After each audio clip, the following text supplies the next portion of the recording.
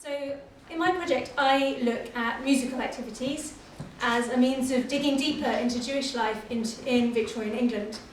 I spent 2 years of a 3-year project gathering data on how music is used within things like Jewish schools, in synagogues, and in various social groups. And I'm now working out what to do next. So I'm particularly keen on working out how to present this research to get really to the heart of the communities that I've been exploring. So who they were, what were their jobs, what was their social status, how did they interact with one another.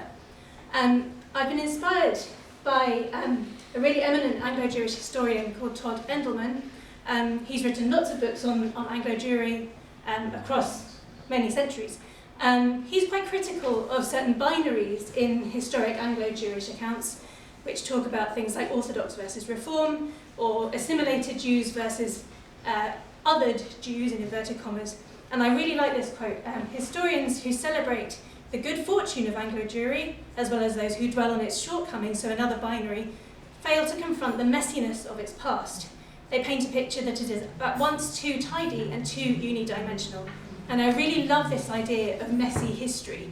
And music can really come into its own in this discussion, because music, particularly in Victorian England, is everywhere. Talking about messy history, here's a really messy slide.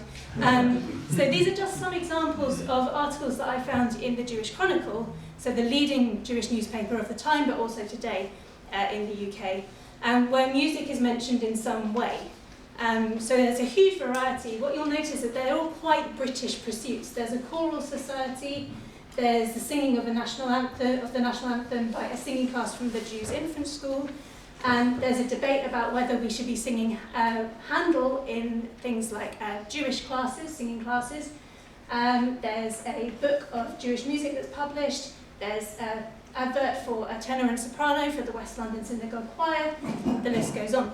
The one that I find particularly interesting is this lecture on ancient Hebrew melodies by Elizabeth Pollack in Yorkshire, which there isn't a massive Jewish community in Yorkshire, so this struck me as quite interesting. And it made me realise that the best way to draw together my research was to explore musical moments, as I've called them, or musical events, specific events, which I can really unpack in detail, sort of micro-history. This is a slightly less messy slide.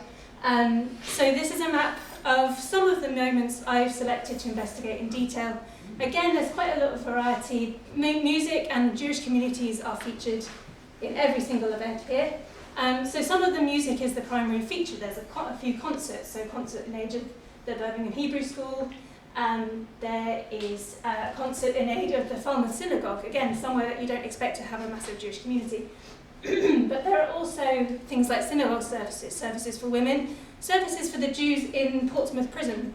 And we know that music was really incorporated into prison life there. So these are just some of the ones that I'm sort of thinking about looking at.